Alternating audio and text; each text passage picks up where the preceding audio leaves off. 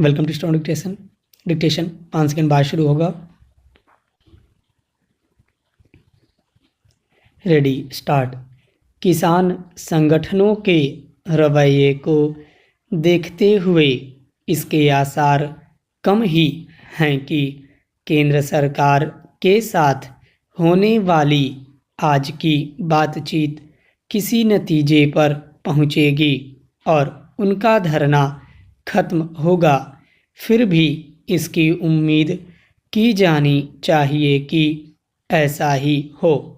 यह उम्मीद तभी पूरी हो सकती है जब किसान नेता अपनी यह जिद छोड़ेंगे कि तीनों नए कृषि कानूनों को वापस लिया जाए। यह मांग इसलिए हरगिज नहीं मानी जानी चाहिए क्योंकि एक तो इससे देश दुनिया को गलत संदेश जाएगा और दूसरे भीड़ तंत्र के जरिए लोकतंत्र को झुकाने की अराजक प्रवृत्ति को बल मिलेगा। इन कानूनों की वापसी होने पर कल को कोई अन्य समूह संगठन लोगों को दिल्ली में जमा कर यह मांग कर सकता है कि अमुक अमुक कानून खत्म किया जाए।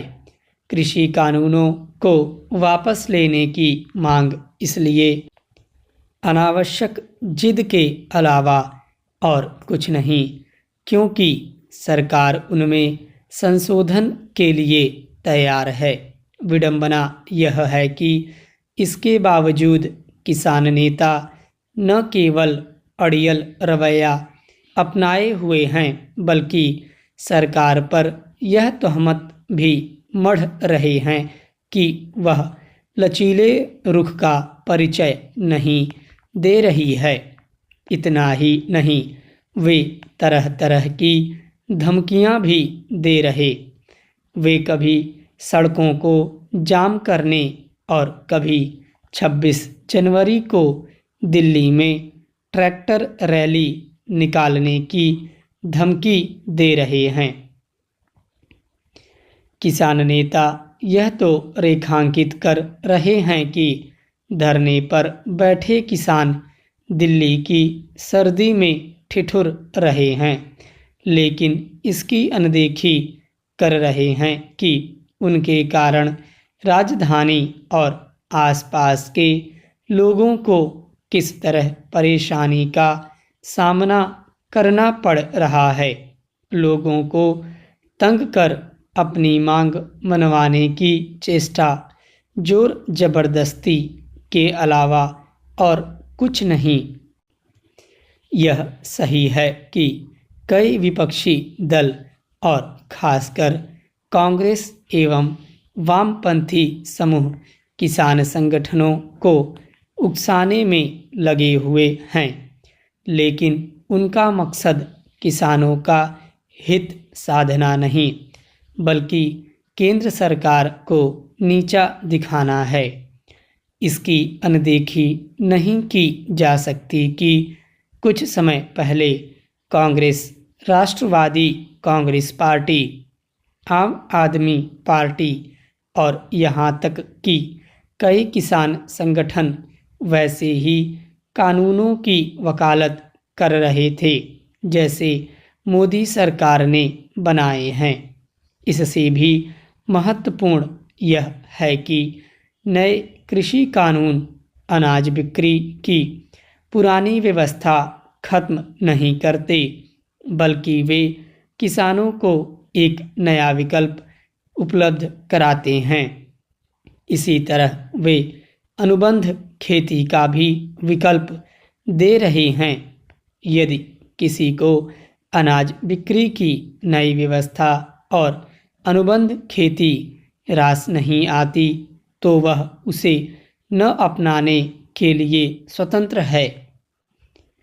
आखिर किसी भी क्षेत्र में कुछ और विकल्पों की उपलब्धता समस्या कैसे बन सकती है, और वह भी तब जब पुराने विकल्प खत्म न किए गए हों। चेंज नया साल शुरू होते ही बेहतरी के संकेत भी मिलने शुरू हो गए हैं।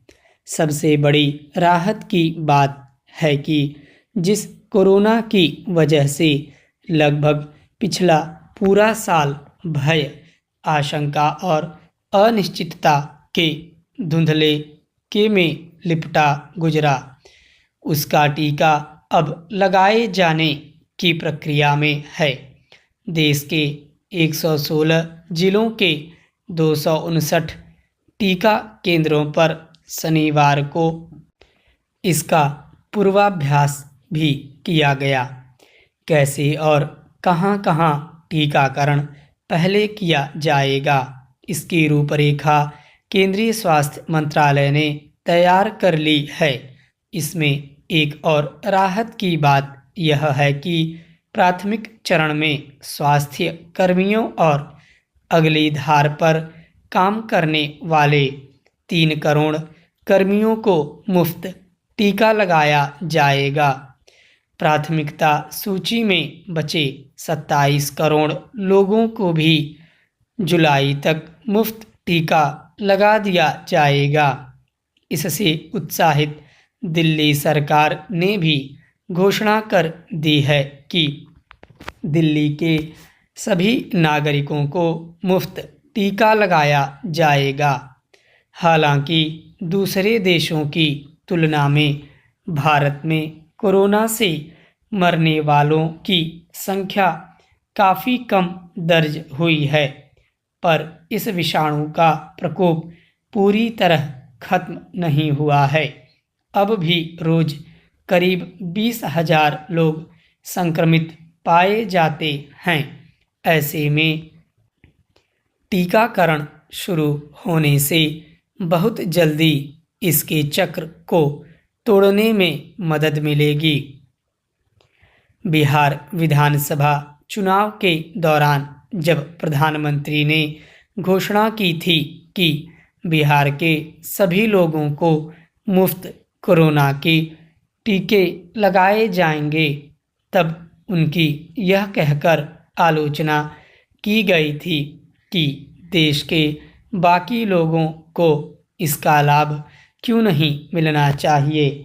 तब उस बयान को राजनीतिक और चुनावी कह दिया गया था।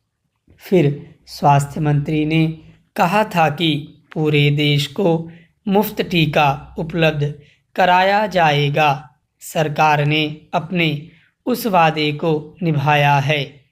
कोरोना का टीका तैयार करने में काफ़ी लागत आई है, इसलिए इसकी कीमत भी खासी होगी।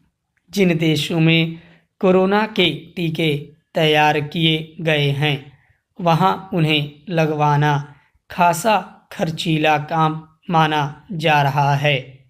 इसलिए भारत में भी आशंका जताई जा रही थी कि टीका उपलब्ध होने के बाद भी उसकी पहुंच शायद गरीब लोगों तक आसानी से न हो सके।